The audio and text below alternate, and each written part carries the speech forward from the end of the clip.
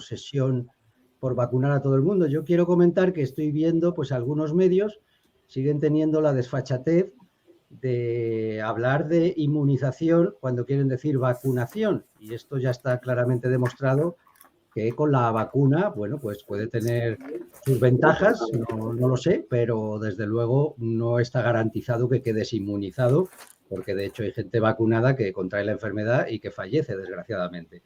Luego también hay otros titulares que son realmente impresionantes. Te he pasado ahí uno, Carlos, si lo puedes poner, del diario.es, porque aquí veis, los expertos de sanidad consideran que el pasaporte COVID no sirve para reducir los contagios en España.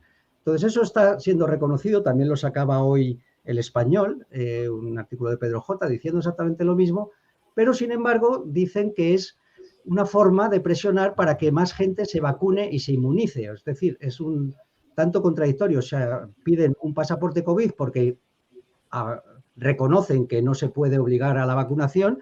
Dicen, bueno, pero entonces vamos a presionar, creamos un pasaporte COVID que en sí mismo no sirve para nada, no sirve como protección sanitaria, pero sí mete una presión que hará que más gente se vacune. Entonces, esa pregunta que hacía Héctor de por qué esta obsesión con que todo el mundo se vacune, sea de grupo de riesgo o no lo sea, los niños, etcétera, y me gustaría que diferenciáramos o viéramos el papel que juegan los medios de comunicación, por un lado, y el papel que juegan los políticos, porque yo creo que la ola de terror, que yo he comprobado, porque yo he salido por la calle y he visto ya al 90% de la gente con mascarilla también por la calle. Era algo que ya no era tan habitual aquí, pero ahora parece que hay una campaña en medios con esa famosa variante Omicron, que por lo que yo me he informado, pues no parece que sea demasiado preocupante, pero como que estamos todos a punto de pillar un virus terrible y morir.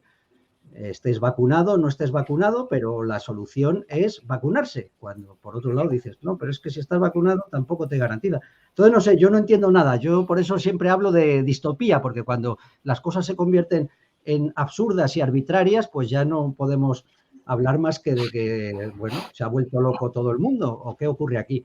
Me gustaría escucharos, a ver si podéis alguno encontrar cuál es la clave de esta obsesión por vacunarnos a todos y por meter un terror que yo creo que no está justificado. Juan Manuel, si te animas, como eres de los primeros que ha hablado, pues puedes hablar. Y tú, Alex, cuando quieras, también puedes intervenir. Así que empiece quien Bien, quiera. pues me animo entonces.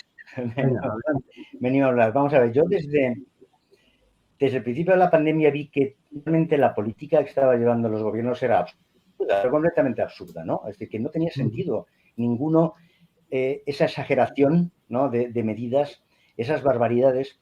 De hecho, Suecia no las tomó y, bueno, pues al final ha salido mejor que nosotros, ¿no? Me puse a pensar, a comparar, por ejemplo, como ha dicho antes Jorge, no hace falta, digamos, lo haría, sino en el 57 hubo una pandemia que es comparable a esta. ¿Lo hizo? No, no lo hizo. Es decir, la pandemia se enfocó de una manera completamente distinta. Es decir, que ni hubo problemas de encierro de gente, ni se obligaron a mascarillas, ni se obligó a vacunarse. Cuando había vacuna, se vacunó quien quiso, ¿no? O sea, que todo fue perfectamente voluntario. Mi explicación del asunto. Hombre, yo creo que es como una tormenta perfecta. Mi explicación del asunto es que son varias cosas, ¿no? Hay una tormenta perfecta aquí porque el caldo de cultivo donde aparece la vacuna es una sociedad más infantilizada y sobre todo que ha perdido la capacidad de gestionar el miedo. Eso, bueno, sería demasiado largo explicar por qué. He intentado yo explicarme, ¿no? Pero sobre todo también entra dentro de lo que yo llamo la cultura de la culpa. Es decir, de unas décadas a esta parte ha ido desapareciendo el concepto de accidente o de catástrofe natural. Siempre tiene alguien la culpa de algo. Fijaros, por ejemplo, que cuando hay un accidente preguntamos, ¿de quién es la culpa? ¿No? O sea, si es un accidente, nadie tiene la culpa por definición. Y sin embargo, nos estamos acostumbrando a que la culpa la tenga siempre alguien de lo que pasa. En concreto, me da la impresión de que aquí los estados reaccionaron porque en cualquier momento te pueden culpar de lo que ha pasado. Es decir, por ejemplo, a Suecia le culparon por los muertos. A otros países que tomaron medidas mucho más drásticas, mucho más draconianas y tuvieron más mortalidad, no han culpado a los gobiernos de eso. Es decir, los gobiernos se protegen. ¿Cómo te proteges? Poniendo las medidas más extremas y más draconianas posibles. Y luego da igual quién muere y quién no, pero ya no te culpan. Es decir, que esa es la primera cuestión, ¿no? Es decir, se hacen los gobiernos culpables de lo que ocurra, ¿no? Claro, una vez que se ponen medidas tan drásticas, el problema de la sociedad es que lo que es digamos, valorar el riesgo es algo que también es completamente irracional. Es decir, por ejemplo, en los países donde se han puesto medidas más drásticas, más exageradas, la gente tiene mucho más miedo que en los países donde se han puesto medidas más suaves. ¿Por qué? Porque la forma de valorar el riesgo es, si han puesto medidas muy exageradas, será porque esto es muy grave. En los países donde han puesto medidas digamos, más suaves, bueno, no parece tan grave la cosa. ¿Y el problema cuál es? Que una vez que se hace esto, que digamos el gobierno o algunos gobiernos intentan de alguna manera asustar un poquito a la gente para que cumpla las medidas, el pánico se desata. Cuando se desata el pánico, llega un momento en que no sabes quién va adelante, si el gobierno o la gente.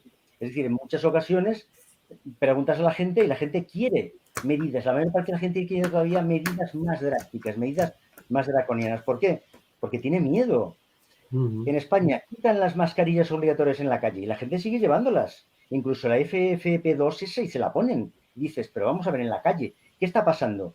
Que incluso es la gente la que presiona. Es decir, que el gobierno sabe que le van a culpar si no pone medidas exageradas.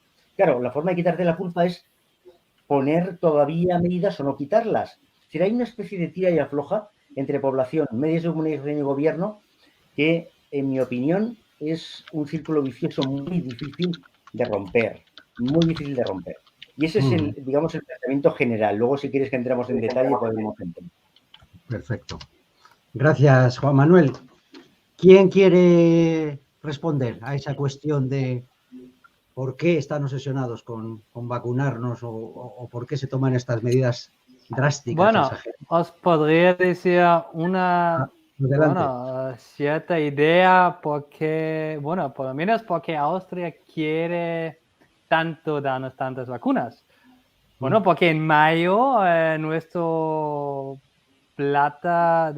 nuestro periódico oficial del gobierno, para decirlo así, que es el ORF, que es lo más oficial que haya, ha escrito que en mayo de este año han escrito que Austria, nuestro gobierno, ha comprado 42 millones de vacunas.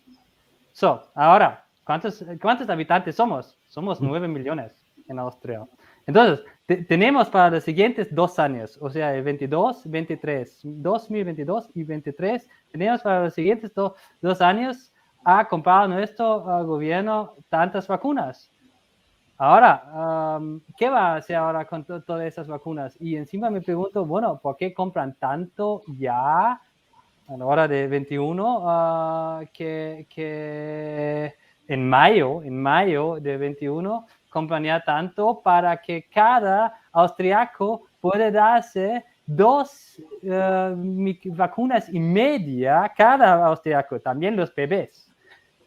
Puede ponerse 2 vacunas y media al año. Tantas hemos comprado nosotros. O sea, claro, quieren que esto se tiene que ir a algún lado. Y este lado no debe ser la basura. Y bueno, esto creo es una bastante buena razón para nuestros políticos para que se ponen las pilas para darles a nosotros. Sí, o sea que puede haber una razón económica ahí de vender muchas vacunas. Desde luego hay gente que se está haciendo de oro.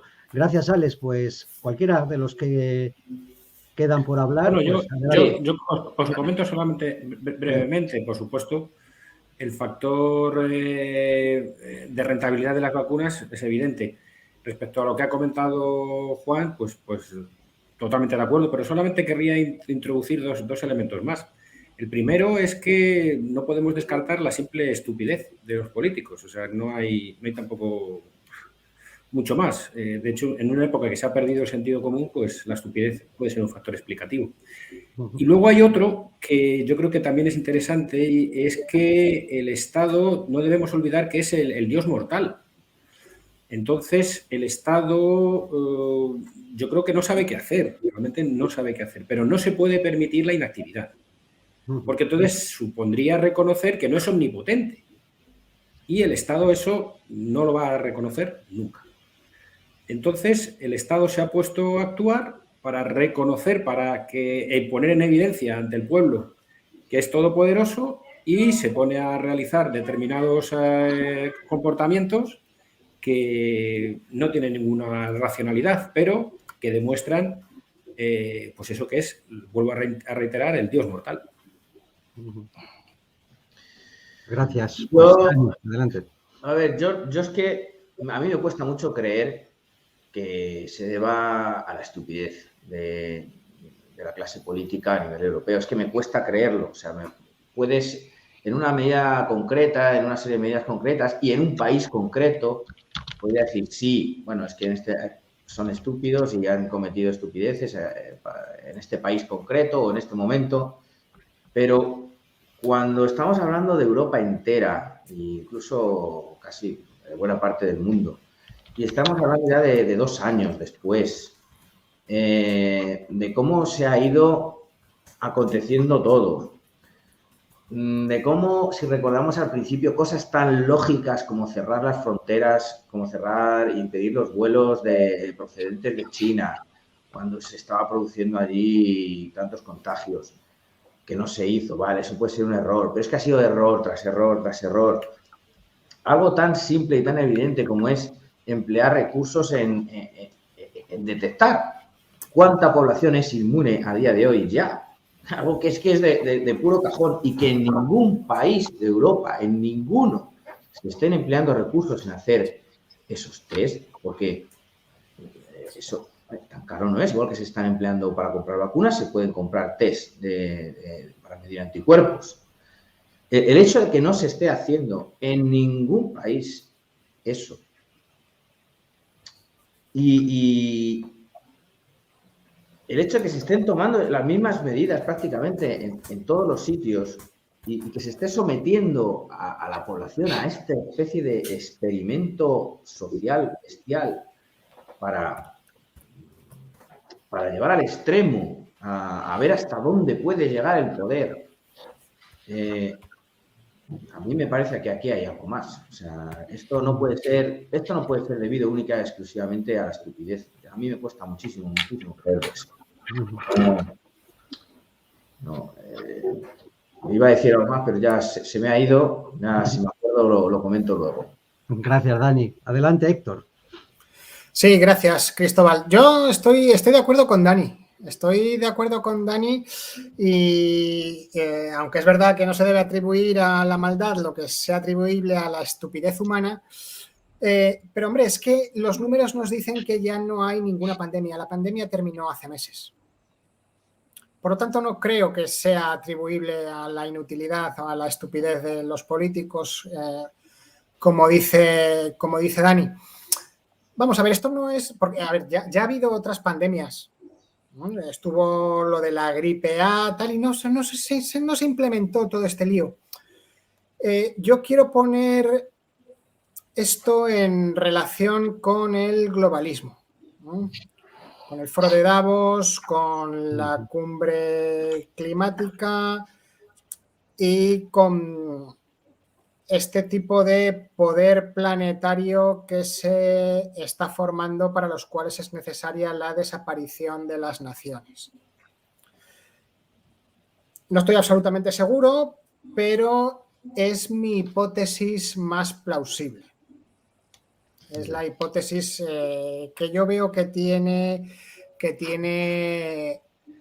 más sentido, ¿no? No es la primera vez que pasa algo así. Vamos a ver, si nos vamos a los años 30, a la Alemania de Hitler, tenemos una Alemania en una crisis económica global que ha salido de la Gran Guerra y que está absolutamente ahogada por las medidas que le impusieron las potencias vencedoras, ¿no? Por las condiciones draconianas, leoninas del Tratado de Versalles, ¿no? Y en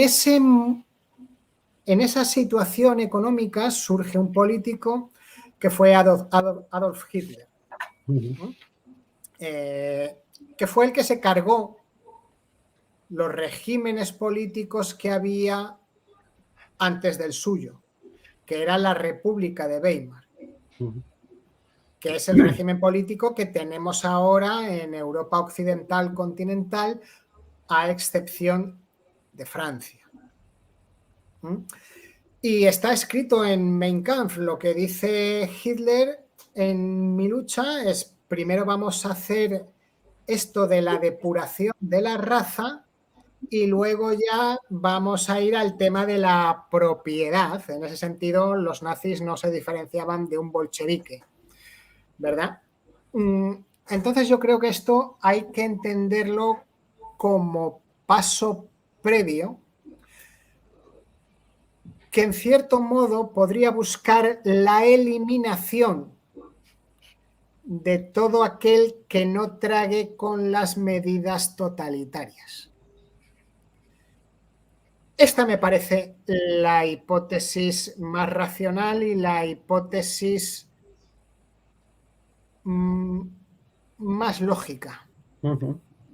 Hay que eliminar al que piensa por sí mismo, hay que eliminar al que analiza por sí mismo, porque esa es la base de las naciones.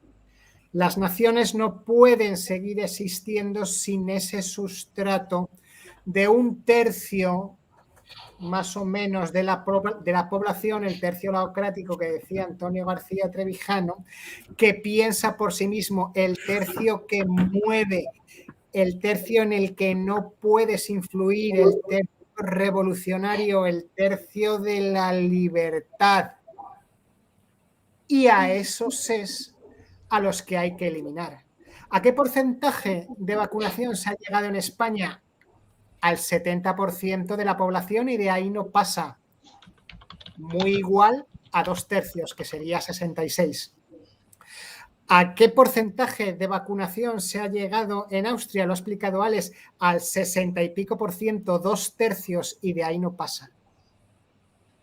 Por tanto, no se quiere eliminar al tercio de la población no vacunada por el hecho de no estar vacunada, sino porque como no se ha puesto la vacuna, esa es la marca, eso es lo que distingue a ese tercio de la población con el que no podemos influir por medio de la propaganda, pero que hay que eliminar de alguna manera para conseguir imponer nuestras metas totalitarias.